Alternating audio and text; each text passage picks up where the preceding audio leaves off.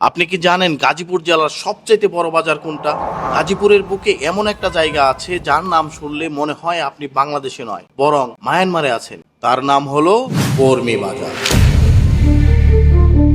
কেন এখানে ব্রিটিশরা হন্য হয়ে ঘুরে বেড়াতো, আর কেনই বলা হয় এই বাজারের মাটির নিচে এখনো লুকিয়ে আছে ভাওয়াল রাজাদের আমলের গোপন কোনো রহস্য?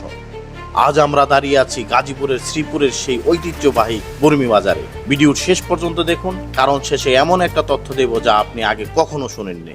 আজ থেকে প্রায় 200 থেকে 300 বছর আগে, যখন রাস্তাঘাট বলতে কিছুই ছিল না, এই শীতলক্ষ্যা নদী ছিল যাতায়াতের প্রধান পথ। এই বর্মি বাজার ছিল তৎকালীন ভারতবর্ষের অন্যতম বড় নৌবন্দর। ইতিহাসবিদদের মতে মিয়ানমার বা তৎকালীন বার্মা থেকে ব্যবসায়ীরা বড় বড় জাহাজে করে এখানে আসতো কাঠ এবং দামি পাথর নিয়ে ব্যবসা করতে। সেই বার্মা থেকেই আজকের এই বর্মি নামক বাজারের উৎপত্তি। এটা কেবল একটা বাজার ছিল না, এটা ছিল এক আন্তর্জাতিক বাণিজ্যিক কেন্দ্র। ভাবা যায় আজকের এই জরাজীর্ণ গলিগুলোতে একসময় বিদেশের মুদ্রা লেনদেন হতো। স্থানীয় বয়স্করা বলেন এই বাজারের পুরনো দালানগুলোর নিচে নাকি অনেক গোপন সুড়ঙ্গ বা তেজুরি গোল্ড ছিল। আরেকটা মজার তথ্য, এক সময় এই বাজার নাকি হাতির হাট বসতো। ভাওয়াল রাজাদের হাতিরা এই শীতলক্ষ্যা ঘাটে স্নান করতে আসতো। আজও যদি আপনি খুব ঘুরে বাজারের নদীর পাড়ে গিয়ে দাঁড়ান, ইতিহাসের সেই জাঁকজমক পূর্ণ ঘটনাটা উপভোগ করতে পারেন। বর্মি বাজার মানেই বানরের কোলাহল। আপনি বাজারে গেলেই দেখতে পারবেন অসংখ্য বানর ঘোরাফেরা করতেছে। হাতে যদি একটা রুটি নিয়ে সামনে আগান, সমস্ত বানররা আপনাকে ঘিরে ধরবে। কিন্তু সবচেয়ে মজার ব্যাপার হলো এই বানররা কিন্তু আক্রমণাত্মক নয়। এই বাজারে ঘুরতে ঘুরতে হঠাৎ করে দেখলাম এখানে হিন্দু পরিবারে বাস করে এবং পাশেই তাদের মন্দির অবস্থিত, এবং মন্দিরের সামনেই দেখলাম কিছু কামারের দোকান।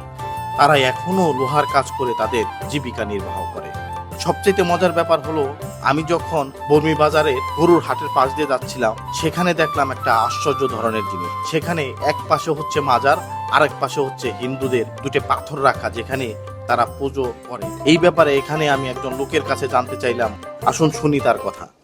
আচ্ছা, যে এখানে যে মাজারটা দেখলাম আর হচ্ছে যে পাথর দেখলাম, এটা আসলে কিসের কারণে?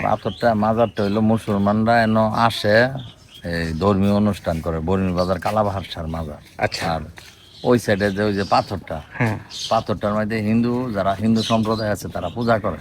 আচ্ছা, দুই পক্ষ দুইটা মানে আর কি।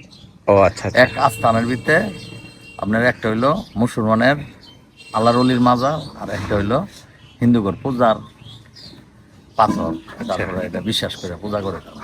এখন কথা হলো যে মাজার যে জেনার নাম কি বললেন? কালাবাহার শাহ। কালাপাশা, কালাবাহার শাহ। ও কালাবাহার শাহ। এই কালাবাহার শাহকে কি হিন্দুরাও মানে আর মুসলমান দুজনেই? এমনি দুনো পক্ষই মানে। আচ্ছা, এমনি আচ্ছা। কোনো হিন্দু মুসলমানের কোনো বিরোধ নাই এটা লইয়া। কিন্তু বিষয় হইলো ওই মাজারটা যেটা আল্লাহর ওলির, আর ওই সামনে এটা হিন্দুরা পূজা করে, তাগর একটা পূজার রাস্তা না। বুঝতে পারছি। তো এটা কি আর কি ভালো ছিল? ভাঙাচোরা দেখলাম। এটা ভাঙাচোরের একটা বড় বট গাছ ছিল। পরে গাছটা আপনার এই এমনি পড়ে গেছে, পরে আপনার এই ওয়াল ভাঙছে। তারপরে এই মাজার কিছু ক্ষতিগ্রস্ত হয়েছে, মাজার ভাঙছে না। ভিডিওর শুরুতে বলেছিলাম একটা গোপন তথ্যের কথা। জানেন কি, ব্রিটিশ আমলের মানচিত্রেও এই বর্মি বাজারের বিশেষ উল্লেখ ছিল, একটি গুরুত্বপূর্ণ কৌশলগত ঘাঁটি হিসেবে। গাজীপুরের এই গর্বিত ইতিহাসকে কি আমরা হারিয়ে যেতে দেব? কমেন্টস করে জানান। আপনার বর্মি বাজার নিয়ে কোনো স্মৃতি আছে কিনা তাও জানাতে পারেন আমাদের। আর ভিডিওটি শেয়ার করে সবাইকে জানিয়ে দেন আমাদের শিকড়ের এই বিস্ময়কর গল্প। অসংখ্য ধন্যবাদ।